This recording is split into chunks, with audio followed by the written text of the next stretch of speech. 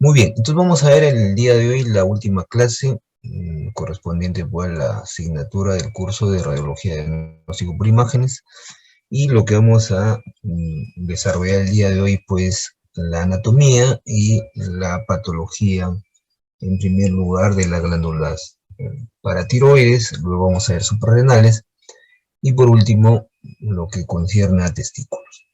Clase muy importante también para su formación. No se olviden que esta semana que viene ya es la última semana de las prácticas y el examen teórico de la cuarta unidad va a ser por el día sábado. Falta solamente confirmar la hora.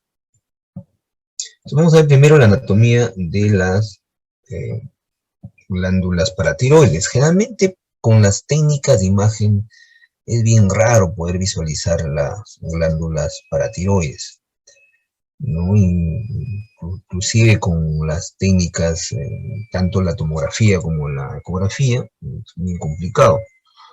La mayoría, no se olviden de las personas, pues tiene cuatro glándulas, ¿no? Dos superiores y dos inferiores, ¿no? Miren, hasta un 13% tienen glándulas suprarrenales y aproximadamente mide de 5 por 3 por 1 milímetro. Y su peso va entre 15 y 45 milímetros. Las técnicas para poder evaluar las glándulas paratiroides, no se olviden que en primer lugar pues la ecografía, ¿no? La tomografía computada, la resonancia magnética, ¿no? Y las técnicas tanto del SPECT como la PET-CT. Luego el estándar, no se olviden, para poder evaluar las glándulas paratiroides es la gammagrafía, ¿no? La gammagrafía ya sea planar o también con la técnica pues el SPECT, que es una técnica que me valora tanto en los cortes axiales, sagitales y coronales, ¿no? Pero podemos nosotros empezar con la ecografía. Lo que pasa es que la ecografía no tiene una alta sensibilidad como si lo tiene pues la técnica de la gammagrafía. Luego tenemos la anatomía de las glándulas suprarrenales. No se olviden que se localizan en el espacio perirenal superior, ¿no? Sobre los polos superiores de ambos riñones. Consta de su cuerpo y sus dos ramas, ¿no? Tiene una forma variable. Realmente la forma tiene una V invertida, ¿no? Tiene forma lineal en la que está detrás de la vena cava inferior, o sea, en este caso del lado derecho. Y en el lado izquierdo, ¿no? Es básicamente pues está más lateral a la aorta, lo vamos a ver en este momento, y generalmente tiene la forma de una V o una Y invertida, ¿no? Los brazos normalmente pues miden de 2 a 3 centímetros y el espesor de 6 a 8 milímetros. Y no se olviden desde el punto de vista de la función, ¿no? Lo vamos a dividir pues en la corteza, ¿no? Inclusive tiene sus capas dentro de lo que es la misma corteza, cada una va a producir cierta, en este caso, sustancias, como el caso del cortisol, ¿no? La aldosterona y los andrógenos, que siempre son motivos, inclusive, de preguntas de examen, ¿no? El examen del estado médico, del ENAM. Y también la médula, ¿no? Tanto por ejemplo, en el caso de la epinefrina, la norepinefrina y la dopamina.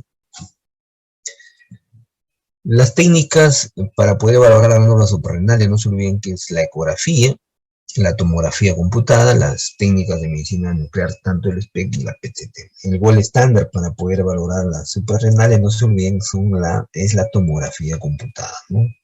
Idealmente con sustancia de contraste endovenoso. Ahí tienen ustedes, miren, ¿no? Por eso que les he puesto imágenes de la tomografía, inicialmente sin contraste. Si ustedes se dan cuenta, acá localizamos la vena, la arteria aorta, y por eso que les hablaba de la arteria, de la vena cava, vena cava, miren acá inferior, y se localiza, pues, como ven ustedes, posterior.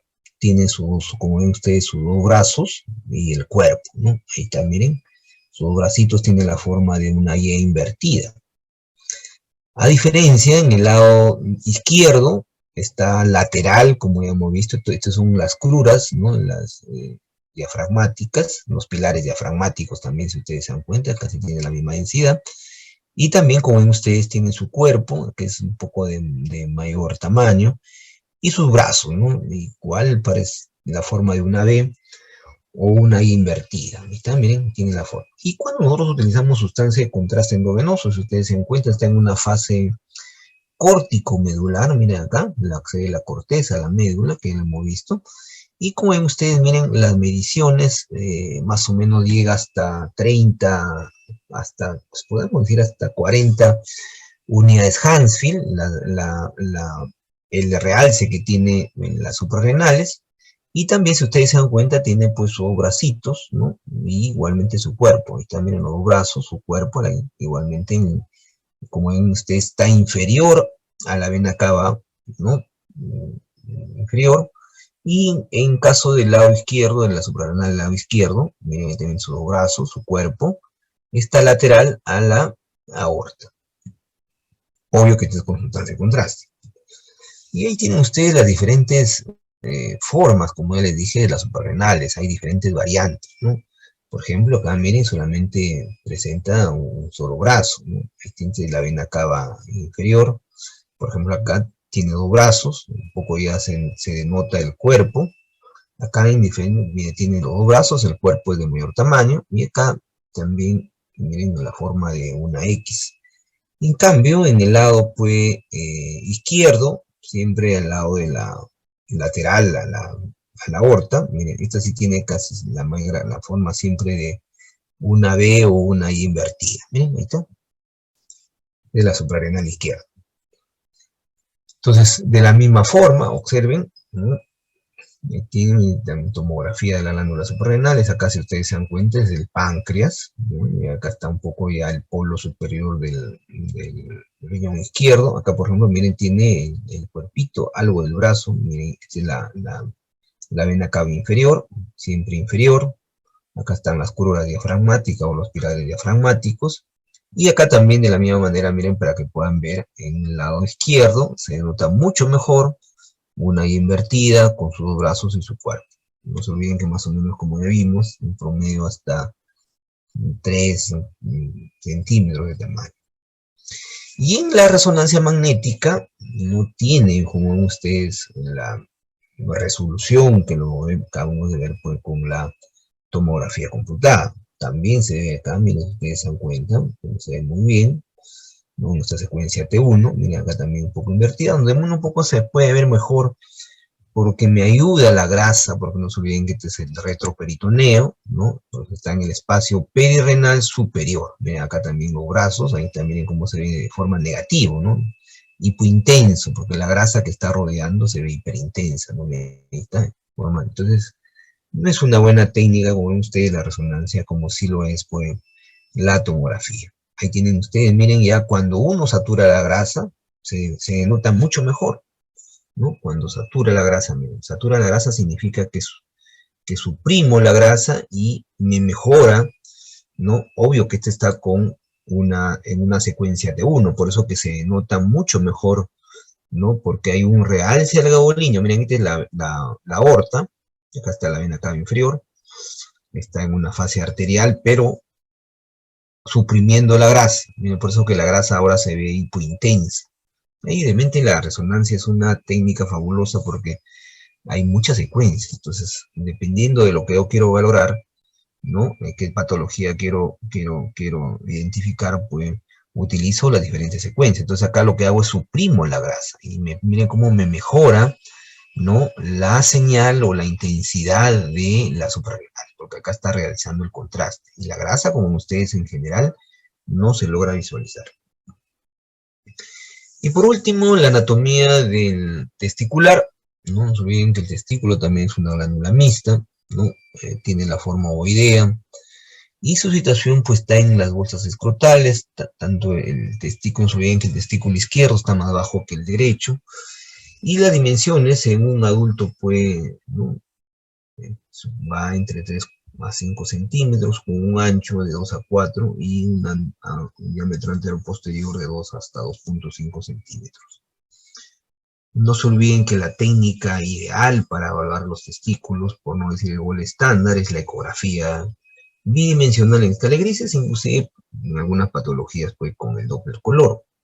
La resonancia magnética también es una alternativa, no se olviden, por el hecho que ambas técnicas no tienen en su fundamento la radiación, porque no se olviden que los testículos, las gónadas en general son muy radiosensibles, ¿no? Después de la médula ósea, la, eh, el testículo, los ovarios son más radiosensibles, por eso que va en la técnica que puede ideal es la ecografía y la resonancia magnética. Y también, obvio, hay una buena, en casos muy puntuales, podemos utilizar la gammagrafía y la PET-CT. La PET-CT generalmente en patología tumoral, ¿no? En neoplasia, sobre todo en caso del seminoma.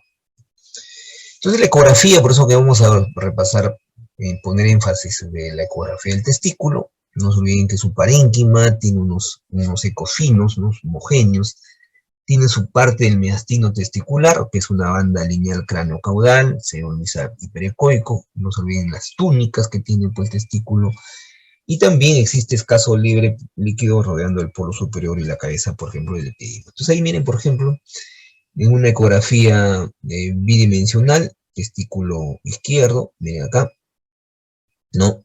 Y los ecofinos, como ven ustedes, ¿no? Ligeramente epigogénico, miren, ¿no? Como está rodeado pues, por una banda hipoecoica, ¿no? Y completamente homogéneo. Y esto es lo que le hablaba del mediastino testicular, ¿no? Con ustedes esta banda pues hiperecoica, observen, ¿no? El testículo pues su ecogenicidad pues homogénea, ¿no? Miren acá. Y rodea pues con ustedes, ¿no? El líquido alrededor del testículo. Un poco para poder ver la cabeza normal del epididimo, miren, esta es la túnica, miren la túnica, y también acá tienen ustedes, miren, la cabeza del epididimo, está rodeado por líquido, el líquido no se olviden que lo vamos a visualizar completamente anecoico, y acá tienen ustedes, miren, el testículo también, con una ecogenicidad, pues, o los ecos, como ven ustedes, ligeramente hiperecogénicas, ¿no? Cuando nosotros le realizamos una ecografía con Doppler, observen la vascularización. ¿No? Es importante porque vamos a ver el caso de patología traumática, ¿no? Por ejemplo, de la torsión testicular, vamos a ver cómo, ¿no? La perfusión, la vascularización puede estar ausente. Entonces, si ustedes se dan cuenta, la vascularización lo vamos a ver alrededor del testículo, inclusive, ¿no? Tiene una vascularidad también interna. Y con la resonancia magnética, observen, ¿no? Miren, la túnica albúgina, miren ahí está, completamente pues, hipointensa, miren acá, ¿no? Y el testículo, como ven ustedes, lo vamos a ver en esta secuencia T2, ¿no? Miren, todos con incremento su intensidad, tanto en el testículo derecho como el testículo intenso. Por eso se ven testículos hiperintensos, ¿no? Y miren acá la grasa que también está alrededor. Entonces la resonancia también puede ser una buena alternativa, sobre todo cuando no podamos valorar. Entonces, igual las técnicas, como ya le dije, más importantes es tanto la ecografía como la resonancia magnética. Lo dejamos la técnica de la PET-CT básicamente para patología pues, tumoral. Entonces vamos a ver ahora la clase de... Muy bien. Entonces vamos a empezar primero con las patologías de la glándula paratiroides, que es muy importante, por el hecho que tenemos que, en primer lugar, hacer un análisis, ¿no? Primero de la historia clínica, ¿no? De laboratorio es importante acá los valores pues, de la hormona paratormona, la PTH, igualmente el calcio, el fósforo, que me van a poder ayudar a poder postular alguna de estas patologías, como el caso pues, del hiperparatiroidismo, ¿no? El cáncer de paratiroides, el hipoparatiroidismo y también el pseudo hipoparatiroidismo, ¿no? De los más frecuentes de esta patología de la paratiroide va a ser pues el hiperparatiroidismo. Entonces ahí tienen ustedes, ¿no? De la patología más frecuente de la paratiroides, pues el adenoma, ¿no? El adenoma paratiroides. Entonces, como ya les dije, pues de inicio podemos empezar con la ecografía, inclusive miren con una ecografía bidimensional. Si ustedes se dan cuenta acá, miren acá está el lóbulo, ¿no? Tiroideo, en este caso del lado izquierdo, ¿no? Miren que por acá está la tráquea, y acá si ven ustedes hay una lesión hipoecoica, ¿no? Redondeada, de bordes pues completamente regulares. Acá miren, acá está la carótida, ¿no? Y que cuando lo realizamos, pues está justamente en el polo inferior, por eso adyacente al polo inferior del lóbulo tiroideo. Cuando nosotros le realizamos una ecografía Doppler, miren cómo la lesión, ¿no? De un corte ya longitudinal, ¿no? Como lo vemos, pues, completamente vascularizada la lesión, ¿no? Con alto flujo, ¿no? Bastante flujo, miren, no solamente periférico, sino también, pues, central, ¿no? Entonces esto me puede ayudar para, teniendo obvio con la clínica, ¿no? Es importante, porque he visto tantos pacientes de diagnóstico de hiperparatiroidismo primario, que muchos de ellos, no les miento, ya están pues, en insuficiencia renal, ¿no? Porque no se olviden que la PTH, la protohormona, ¿no? Hay una sobreproducción de esta hormona, y si ustedes recuerdan, la PTH tiene que ver con el, el equilibrio pues, del calcio, ¿no? Calcio eh, a nivel pues, tanto el calcio iónico como el calcio anímico. Entonces, esto hay mucha reabsorción a nivel de los huesos, ¿no? Tanto del calcio como el fósforo, y lo eliminan, pues, se eliminan por los riñones, y al final el paciente no va a formar muchos cálculos, ¿no? Renales, ¿no? Y esto pues, va a dañar también al riñón. Al final el paciente termina en una insuficiencia renal. Y si no se logra identificar, por eso que muchas veces ni siquiera la ecografía puede identificar el adenoma paratiroideo. Por eso que ya les dije que el gol estándar es la gammagrafía, como lo vamos a ver después de estas imágenes. Entonces, otra alternativa para poder valorar, como ya les dije, el adenoma paratiroides es la tomografía computada, ¿no? Donde tiene mejor utilidad es básicamente en el adenoma quístico, por ejemplo. Miren acá está tomografía en este corte axial, ¿no? Está con sustancia de contraste endovenoso, pero miren, acá está la carótida, acá está la vena yugular, y miren los lóbulos tiroideos que están con un realce, ¿no? De la sustancia de contraste, ¿no? Y debajo, pues, del polo inferior del lóbulo derecho, vemos una lesión, ¿no? Bien focal, ¿no? También tiene realce a la sustancia de contraste, pero en la parte central no hay realce a la sustancia de contraste, ¿no? Tiene una lesión ahí área quística, por eso que es donde es mucho mejor. La tomografía ha tenido una evolución también importante y compara lo que se llama la famosa tomografía 4D, ¿no? CT, no se olviden que es tomografía computada en 4D. ¿Qué significa 4D? Que me va a utilizar por el tiempo, ¿no? El tiempo. Entonces ustedes se dan cuenta, miren, yo puedo ir comparando. La flecha verde significa la densidad normal de la glándula tiroides. La flecha roja significa, en este caso, el adenoma paratiroideo. Si ustedes se dan cuenta, es una lesión focal hipodensa. Y la flecha azul significa un ganglio. El ganglio con la sustancia de contraste es un ganglio, si ustedes se dan cuenta, casi redondo. No tiene la forma, como visto, fusiforme, ¿no? No es reiniforme. Entonces, pero difiere, miren su densidad. Entonces uno va comparando en el tiempo, por eso es el 4D del tiempo, y valorando pues la densidad. Obvio que la que tiene mayor densidad, si ustedes se dan cuenta, pues en este caso en los lóbulos tiroideos. Por eso que uno puede diferenciar. Pero como ya les dije, el gol estándar para poder valorar el hiperparatiroidismo primario es la gammagrafía. Entonces, si ustedes se dan cuenta, la gammagrafía hemos dicho que es una técnica de medicina nuclear, utiliza diferentes reotrazadores. Uno de ellos, pues, este de acá, que ven ustedes, es el Sestamibi, con el tecnecio 99 estable. Recuerdan que ya lo hemos mencionado, el Sestamier lo utilizamos mucho para patología, en caso de patología, la enfermedad isquémica coronaria. Y también igual pues hacemos una adquisición temprana, conocida como la fase temprana, donde vamos a ver, pues miren el adenoma. No es que todo esto sea el lóbulo tiroideo izquierdo, miren la resolución. Comparen la resolución de la tomografía con la resolución de la gamografía, pero me está dando una información muy importante. Que este adenoma está funcionando con una alta avidez, ¿no?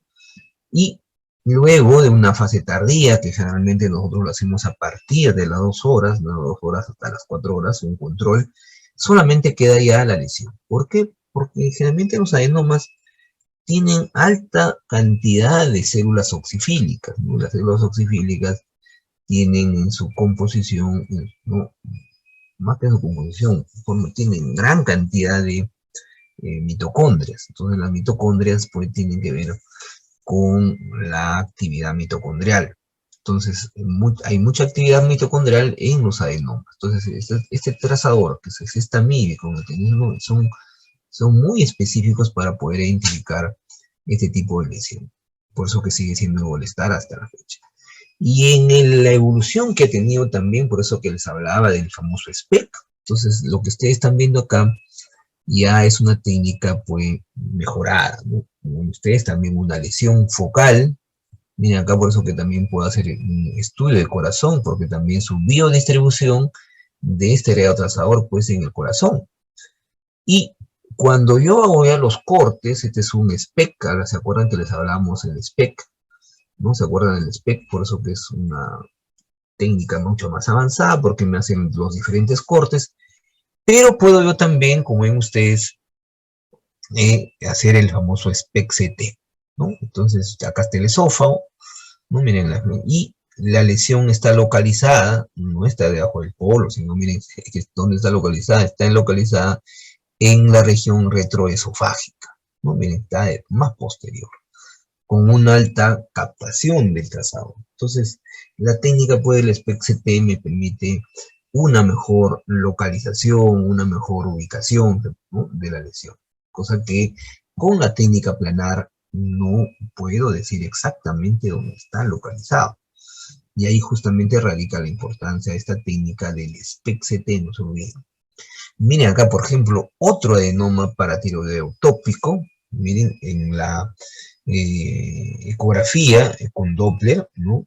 Se ve una lesión muy casi anecoica, hipoecoica, ¿no? Miren que tiene un poco de flujo, pero en la gamografía planar, si ustedes se dan cuenta, miren, estos son los lóbulos tiroideos, tanto los lados derecho e izquierdo, hay una lesión focal, probablemente localizada en el mediastino, miren, como tanto en la fase precoz como en la fase tardía. Miren, en la fase tardía persiste la captación casi de la misma intensidad. Entonces, cuando yo realizo el SPEC-CT, puedo hacer una localización, y me está localizado pues en el mediastino, ¿no? En el mediastino, como ustedes superior. Entonces, como la técnica del SPEC-CT, este es el SPEC-CT, este es solamente la tomografía, este es el SPEC-CT, ¿ya? La CT me permite, porque si ustedes se dan cuenta, la resolución no es tan buena de la gamografía, pero ya el SPEC-CT me permite una localización exacta.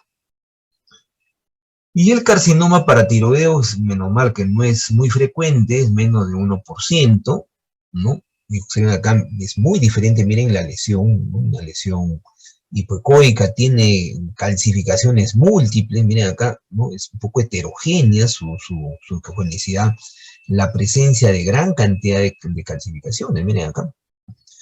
Y cuando yo le practico el Doppler, como hemos visto, tiene vascularización periférica y también vascularización central, ¿no? Con alta probabilidad pues, de que se trata de un carcinoma. Luego pasamos a las patologías de las glándulas suprarrenales, ¿no? En suprarrenales vamos a ver primero la corteza suprarrenal y después vamos a ver la médula, ¿no? Tanto en el caso del síndrome de Cushing, el síndrome de Addison y el síndrome adrenogenital. Cada uno de ellos pues, comparten con las capas, no se puede ustedes, de la fascicular, la glomerular y la reticular. Ahí tienen, por ejemplo, ustedes. Entonces, en el caso del síndrome de Cushing, ¿no? Sencillamente con una ecografía yo puedo determinar una masa adrenal. Si ustedes se dan cuenta, es una masa, ¿no? Aumentada en su tamaño, es hipoecoica, ¿no? De bordes regulares. Pero quien mejor me caracteriza la masa adrenal, ahí está toda esa pregunta de examen, es la tomografía computada. Entonces siempre me va a hacer la técnica para lo que es la caracterización de las masas adrenales. Ahí justamente miren, un síndrome de Cushing, está en un corte coronal, en esa tomografía, con sustancia de contraste endovenoso, tengo una fase córtico-medular, miren cómo se ve la corteza de mayor densidad, la médula, miren, de menor densidad, por acá se ven los senorrenales, y en el lado izquierdo, miren el bracito, porque casi ustedes se dan cuenta, miren la suprarrenal derecha, ¿no? Está normal, sus brazos, su cuerpo, pero en el lado izquierdo, en uno de los brazos, ¿no? Como vemos una lesión redondeada, ¿no? Con un ligero incremento también de su densidad. Por eso es importante, miren acá en este esquema, generalmente cuando no utilizamos sustancia de contraste, la densidad de la suprarrenal está un promedio de 24 HU, significa unidades Hansfield. Lo realizamos, ¿se acuerdan que les dije? ¿No? Con la administración de contraste puede llegar hasta 50 unidades Hansfield, por eso es post-contraste.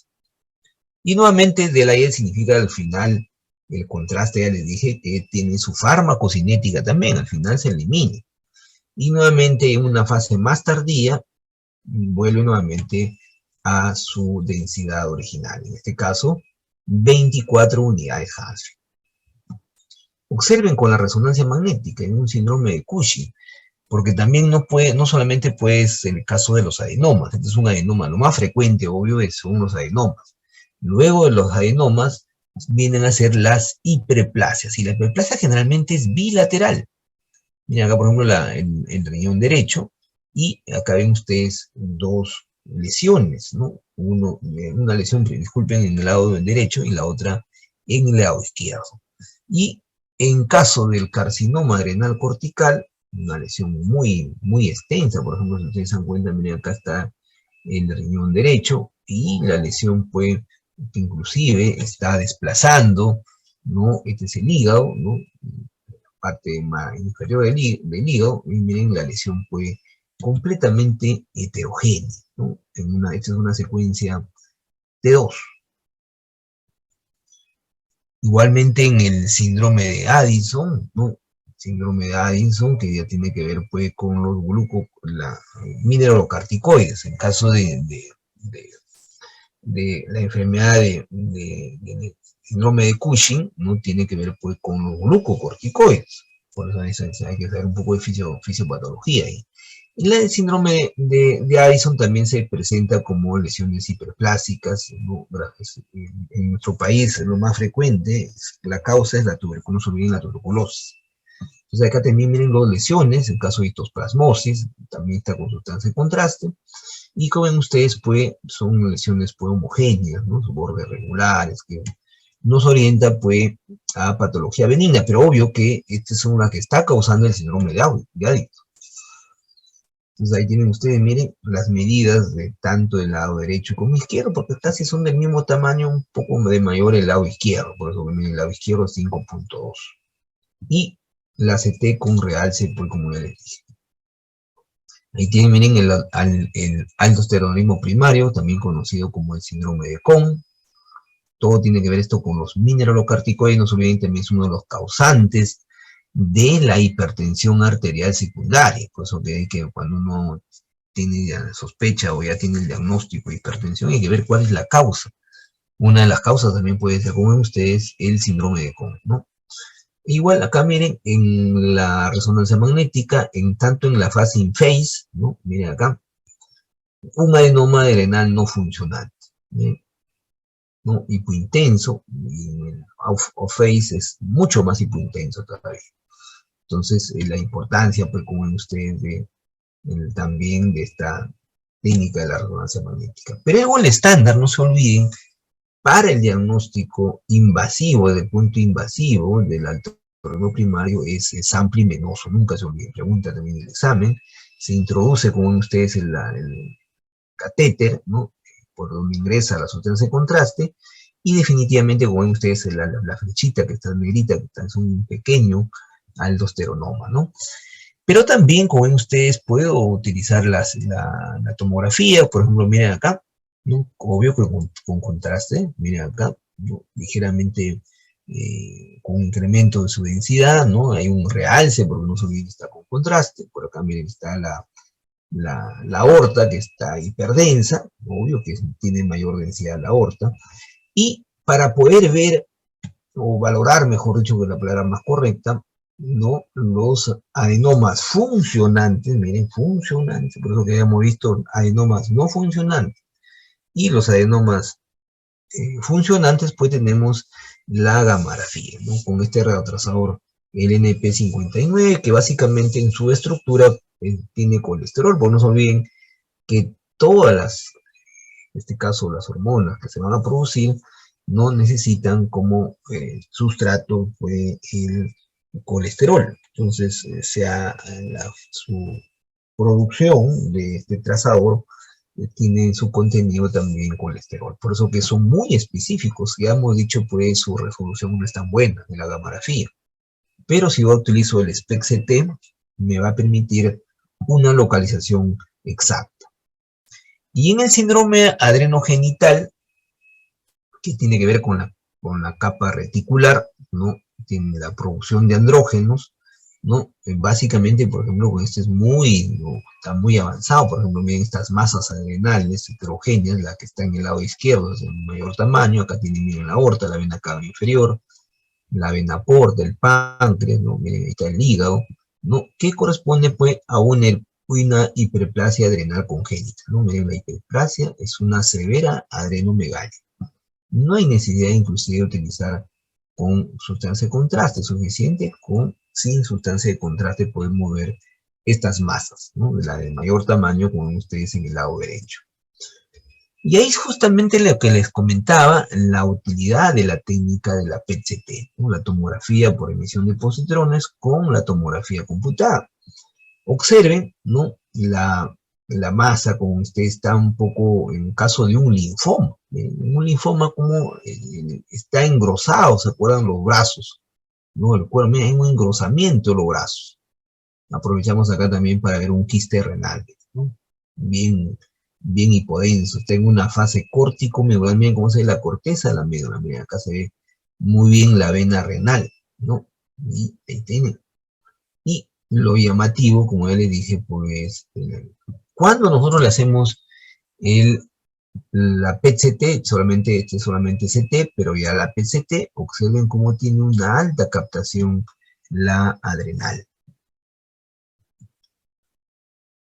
Cuando hay metástasis, también puede haber metástasis, como ven ustedes en la adrenal derecha, ¿no? Ahí tienen, miren, no, ¿se acuerdan que la adrenal no tiene esa forma, ¿no? Acá están los pilares diafragmáticos y observen la lesión, ¿no? Redondeada, ¿no? Un poco heterogénea, ¿no?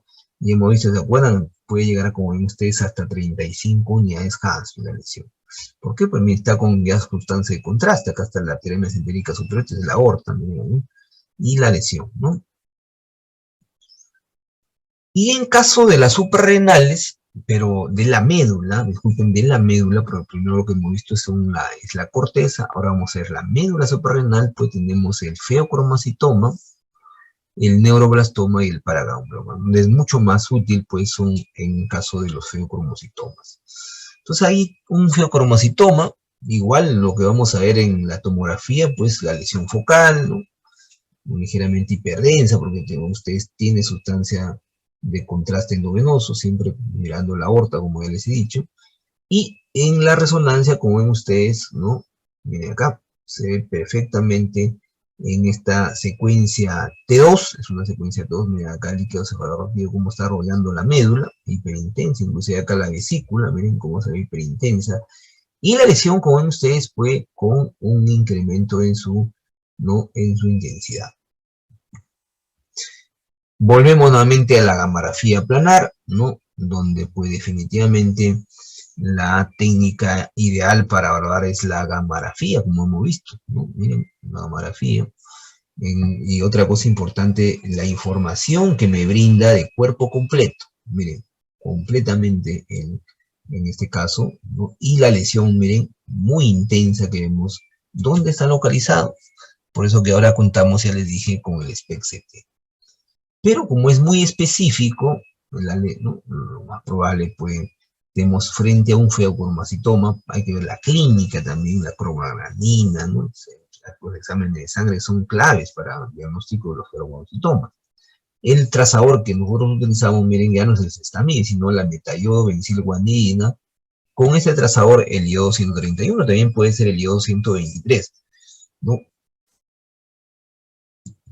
Y observen un neuroblastoma, es los tumores más frecuentes de los sólidos en pacientes pediátricos. Miren acá, tremenda masa, miren, ¿no? Miren el riñón, el polo superior del riñón derecho, y la masa, ¿no? Compleja, como ustedes tienen zonas hemorrágicas, como ustedes acá, y también zonas necróticas, ¿no? Las hemorrágicas, las que tienen mayor intensidad, ¿no? Y zonas también necróticas, como ven ustedes acá, nada más. ¿No? Muy para, ya, como se dice, para pensar que es un neuroblastoma. Y no se olviden los neuroblastomas, como lo acabo de mencionar, pues en los niños. Entonces, miren las técnicas funcionales de la medicina nuclear, también igual utilizando el trazador, la metayodo-bencilguanida con el iodo 131, de la misma característica. Miren la masa, ¿no? Abdominal, y que también me ha producido metástasis, ¿no? Miren, metástasis en los miembros superiores, en los miembros inferiores, ¿no? Y ahí justamente pues le da peor pronóstico en este caso a este niño, ¿no? Cuando la forma de presentación es con metástasis. O también en el caso del paraganglioma, miren la gran captación que tiene esta tumor, ¿no? También de glomus a nivel pues orbitario, como ven ustedes, ¿no? Y por último vamos a ver la patología testicular. Entonces, en primer lugar, pues los procesos congénitos, ¿no? Vamos a ver, en el caso de la critoptia, ¿no? Es la más frecuente. Los procesos inflamatorios, ¿no? De lo más prevalente, acá tenemos las epididimitis, por ejemplo, ¿no? Trastornos circulatorios, hay el caso de la torsión testicular, ¿no? Lesiones traumáticas también puede haber, ¿no? Un infarto, por ejemplo, testicular. Y por último, los tumores. Caso de los procesos testiculares congénitos, no se olviden el caso de la criptorquidia y los quistes, ¿no? La criptorquidia, no se olviden que cuando el testículo se da fuera del saco escrotal, no hay un buen descenso, no hay una buena migración, ¿no? Y puede quedarse en la región intraabdominal o inguinal. Generalmente lo que vamos a ver, por eso es importante ustedes cuando hagan la atención inmediata del recién nacido, es parte del protocolo, ¿no? Hay que examinar pues, al bebé varoncito los testículos para ver si están presentes, ¿no? Porque si no, puede estar uno sospechando que hay una criptorquidia. Por eso que es difícil visualizar el hilo testicular y la algoginia, y generalmente está hipovascularizado. Es una de sus características cuando nosotros le realizamos el Doppler a color. Y el índice de resistencia, no se olviden, cuando hay una hipovascularidad, como hemos visto en patología vascular, el índice de resistencia, que también es un buen parámetro, con el Doppler a color, ¿no? En este caso encuentro muy elevado el índice de resistencia, ¿no? Entonces, si no es atendido, aumenta la temperatura, por eso que los testículos están descendidos, porque generalmente está menos 1.5 grados centígrados, ¿no? Está a una temperatura del cuerpo, generalmente de 37 grados, por ejemplo, y como ven ustedes puede conducir a fibrosis y esto pues de forma irreversible, ¿no? Entonces ahí tienen ustedes, miren, por eso que la resonancia es una buena alternativa para el caso de las criptorquídeas, ¿no? Por ejemplo, miren acá, el testículo se ve pequeño, no, pero primero acá, miren acá, bien pequeñito, miren acá, ¿no? Y completamente pues hipoecoico y está atrófico. ¿Dónde está localizado? Pues miren, en el anillo inguinal externo. Entonces en el anillo inguinal externo. Y también igual en la resonancia magnética, ¿no? Se ve pues hiperintenso, ¿no? Y en este corte axial. Y los quistes, pues, como hemos visto, los quistes, pues, son imágenes anecoicas, ¿no? Como hemos visto en tiroides, hemos visto, pues, igualmente en, eh, en, en los quistes renales, ¿no? Quistes hepáticos, ¿no? Siempre la característica, por eso que la ecografía, una técnica, pues, ideal para ver la patología testicular, son circulares, ¿no? Su contenido es anecoico, homogéneo, tienen, no se olviden, su refuerzo acústico posterior. Miren acá, por ejemplo, ¿no? Todo este que acabamos de ver, pues, la ecogenicidad del testículo, ¿no? Con ecofinos, como vemos, ¿no? Homogéneo. Y acá tienen ustedes, pues, la lesión anecoica, miren, ¿no? Circular, de bordes regulares, ¿no? Finito, pero el contenido, pues, es completamente anecoico.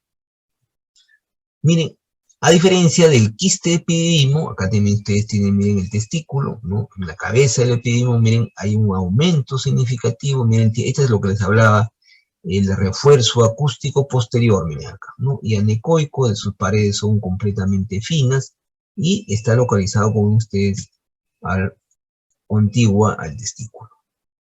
Y en los procesos inflamatorios, ¿no? Vamos a ver, pues, la epididimitis, ¿no? La orquitis, también llamada la orcoepididimitis, y el hidrocele. Observen la epididimitis aguda, ¿no? Acá tienen, miren, el testículo vascularizado, ¿no? Miren cómo acá el aumento tanto del cuerpo y la cola, el cuerpo acá, la cola del epididimo, muy vascularizado, ¿no? Tanto de forma periférica como central, miren acá. Y obvio que lo vamos a ver hipoecoico, ¿no? Pero bien vascularizado por un proceso inflamatorio. Y también las túnicas, ¿no? Están, pues, aumentadas en su espesor. Miren, por ejemplo, acá, miren cómo está mucho mayor, porque acá este es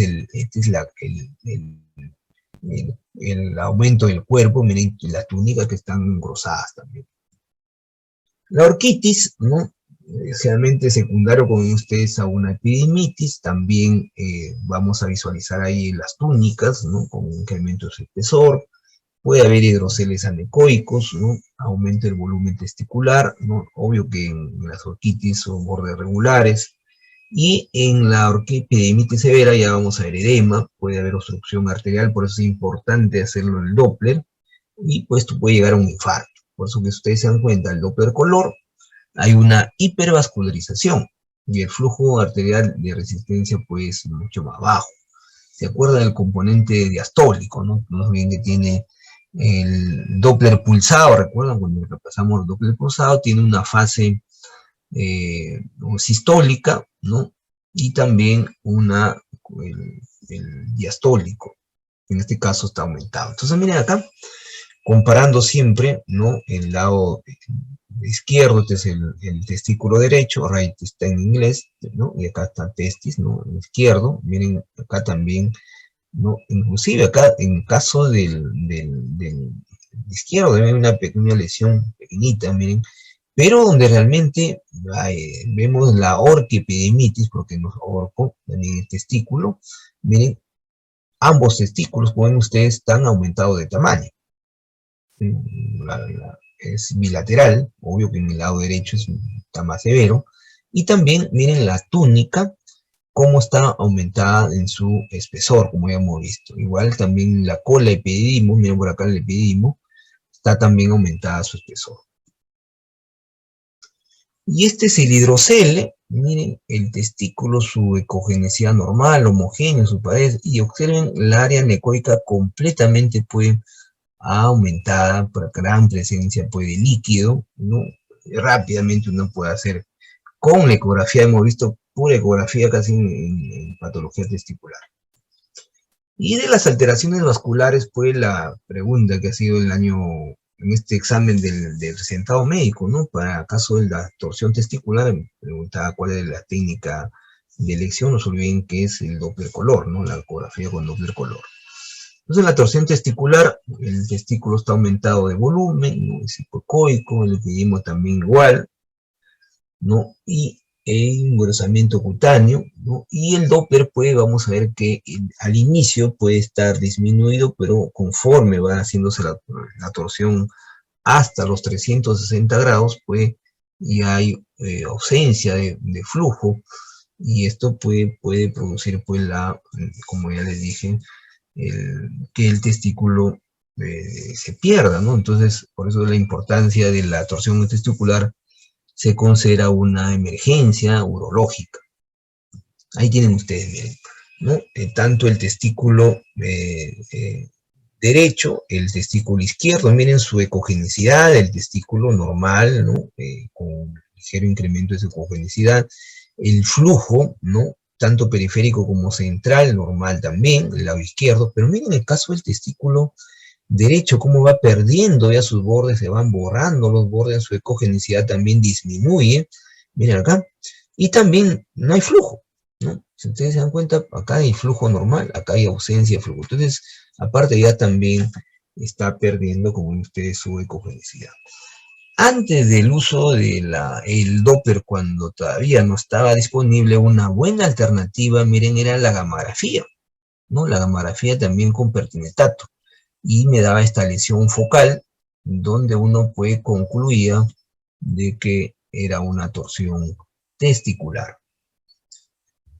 Pues la resonancia donde es más útil en torsión testicular es en los casos de la forma de presentación intermitente. Por eso ustedes se dan cuenta, miren, siempre, ¿se acuerdan que vimos hace rato en lo normal, ¿no? Del testículo, la resonancia de la misma vuelta? Miren el lado izquierdo, normal, pero en el derecho ven ustedes hay un realce heterogéneo, una secuencia T1.